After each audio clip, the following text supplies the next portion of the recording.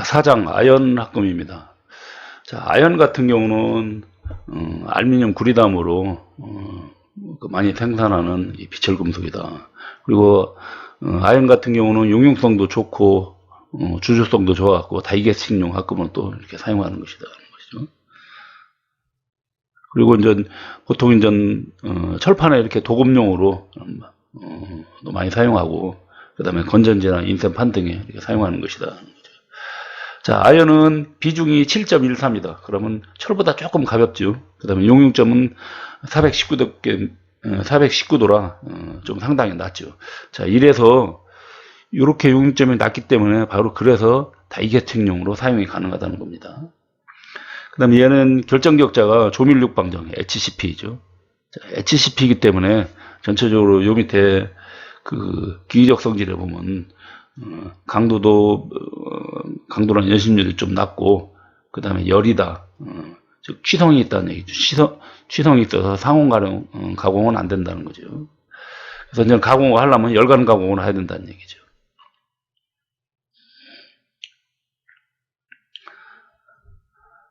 자, 그런데 요 아연은 공기 중에서 얇은 막이 생성됩니다. 요 얇은 막이 요걸 보고 이제 산화피막이라고 그래요.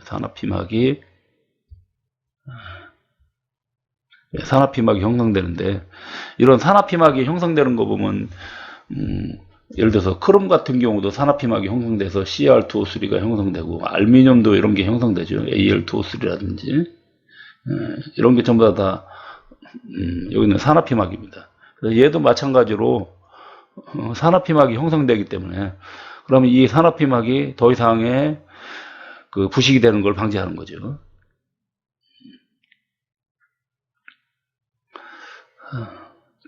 자, 그리고 얘 같은 경우는 CO2가 있을 경우는, 그러니까 대기 중에서 공기오염이 좀 심할 때, 이럴 때는 좀 부식이 좀 진행되고,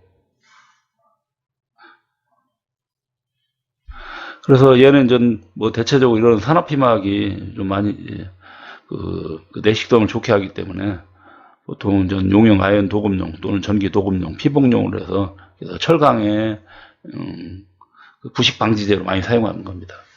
우리가 저기 함석판이 있죠. 함석이 이 철에다가 그 아연 도금한 거죠. 철 플러스 아연 도금.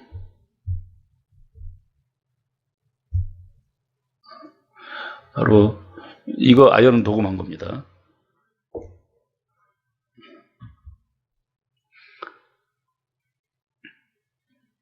여기 이제 용융 아연 도금, 냉간화 변화할 때 이렇게 아연을 도금해서 나오는 것이 바로 함석판이라는 거죠.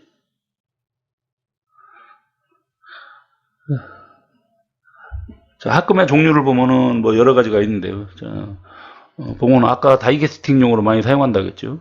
그래서 이거 같은 경우 용융점이 낮기 때문에, 그 다음에 유동성이 좋기 때문에, 그래서 저는 거기에 사용하는 거 보면 아연 알루미늄 구리계, 아연 알루미늄 구리 마그네슘계 이런 것들이 이제 많이 사용된다는 겁니다.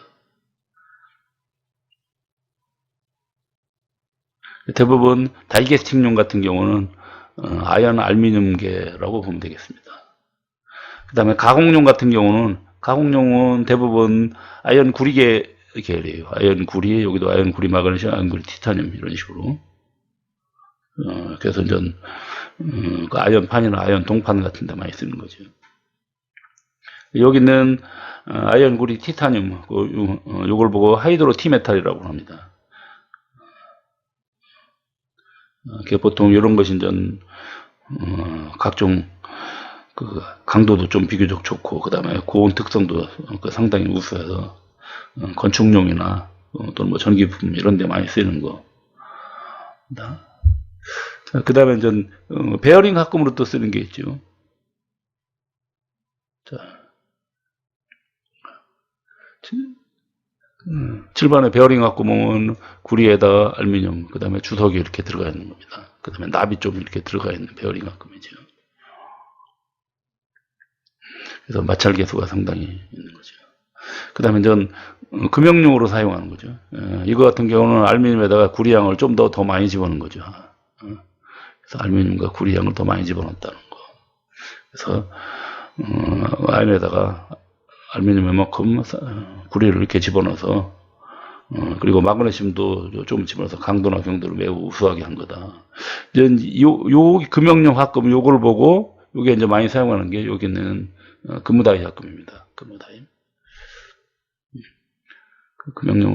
금무다이 같은 경우는 금형용 아연 합금이다. 그래서 0.8% 여기 있는 성분에다가 니켈을 하고 타이타늄을 이렇게 조금 집어넣어서 한 거다 하는 거죠.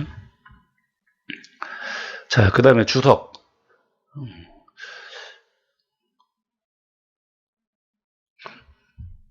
자, 이 주석도 비중이 아까 아연하고 비슷합니다. 그 다음에 용융점도 낮고,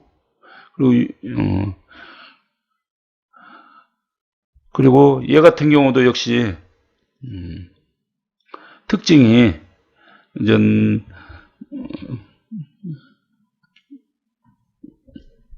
여기 화학적 성질을 먼저 하기 전에 기계적 성질을 먼저 하고 갈게요. 자, 얘는 그래도 비교적 전염성이 아주 좋습니다. 아까 이쪽에 아연 같은 경우는 좀 가공성이 좀 나쁘다고 했는데 얘 같은 경우는 안 그렇습니다. 그 납담으로 상당히 연질 금속이면서 전염성도 좋다. 그렇기 때문에 뭐 얇은 박판 형태로도 제조가 가능하다는 거죠. 그래서 주석 같은 경우 그 주조품 인장 강도가 30메가파스칼이다. 그러면 어느 정도 그 연강 아주 연강 정도 수준이네요. 자, 그 다음에 전 화학적 성질이 얘 같은 경우 공기 중에서 거의 변색이 되지 않는다. 이것도 역시 마찬가지로 산화피막이 형성되는 거죠. 그리고 연수에는 잘 견디는데 경수에는 부식이 된다는 거죠. 자, 연수하고 경수 차이점이 있습니다. 연수 같은 경우는 이런 칼슘이나 마그네슘 같은 거 이런 염류가 적은 거고, 이거는 경수는 염류가 좀 비교적 많이 함유되어 있는 걸 보고 경수 그렇게 표현합니다. 자, 그리고 다시 요 주석 같은 경우는 독성이 없습니다. 인체에 무해하다는 거죠. 그래서 의약품이나 식품 같은데 우리 뭐 그런 데 사용하는 튜브, 우리 저기에도 쓰이는 겁니다. 요 보석바 그 치약 튜브에 사용하는 것이 바로 요 주석 합금이라는 거죠. 그 다음에 강판에도 역시 또 강판에도 도금을 해서 사용하기도 합니다. 강판에서. 그래서 그 강판에 도금한 거, 아까 이제 강판에 도금한 거요. 철에다가 아연 도금을 주석 도금을 하면은 주석 도금을 한 거. 요걸 보고 양철판이라고 그러죠. 양철판.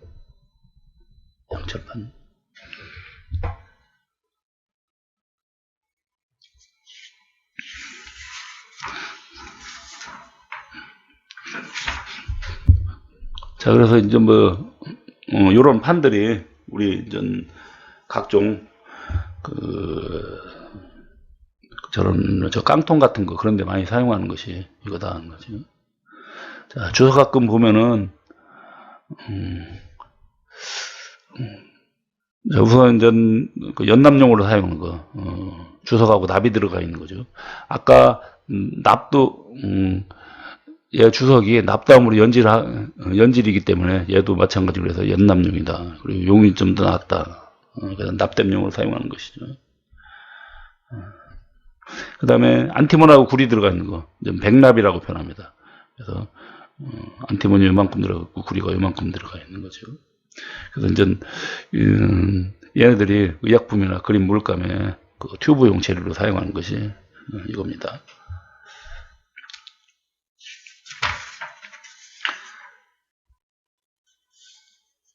자, 그 다음에 이제 세 번째, 납. 자, 납 같은 경우 우리 뭐 비중이 좀 상당히 높죠. 보통 11.34인데 그 실제 고업용 실용 금속 중에서 실용금속 중에서는 비중이 가장 무겁다고 보면 되는 거죠. 물론 이 비중이 가장 무거운 거는 요거죠. IR 이리듐이 22.4인가 그린데 얘는 금속 중에서 가장 무거운 거라고 보면 되는 거고, 여기 있는 납은 실제 공업용으로 사용하는 금속 중에서는 가장 무겁다는 거죠. 그 다음에 용융 온도도 325도로 상당히 낮고, 그리고 연성이 아주 좋다겠죠. 그래서 소성 가공이 용이하다. 그리고 주조성도 좋고 윤활성도 좋고 내식성도 상당히 우수합니다. 그 대신 전기 전도도는 상당히 나쁩니다. 전기는 잘 안 통하고요. 자, 그 다음에 화학적 성질에서 얘 같은 경우는 전 보통 방사선을 그 투과를 막아주죠. 그래서 보통 원자로나 그 X선 진단장치 있는 그 차폐 재료에 많이 사용하는 겁니다. 자, 그리고 아까 여기서 내식성이 우수하다고 했는데, 이유도 역시 마찬가지로 그 산화피막이 형성되는 겁니다. 그래서 내식성이 상당히 우수하다. 근데 이제 얘의 가장 큰 단점이 바로 인체에 유해하다는 거죠.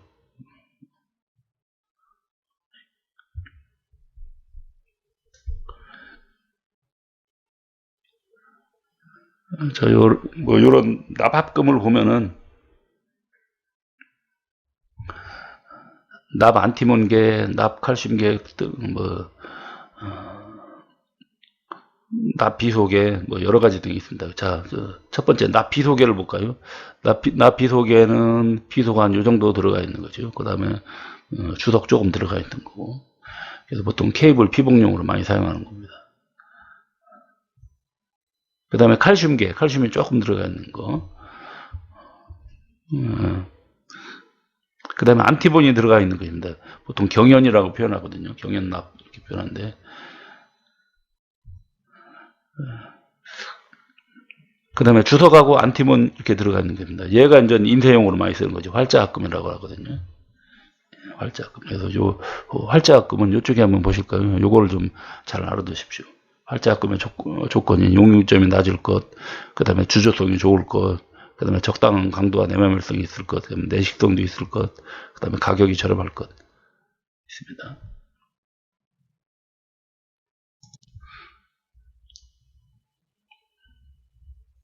개념 잡기 문제 하나 풀어볼까요?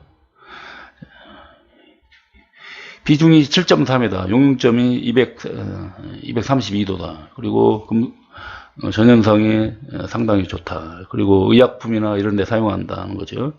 그러면 이제 인체에 무해한 거, 그러면 주석이 되겠습니다. 주석.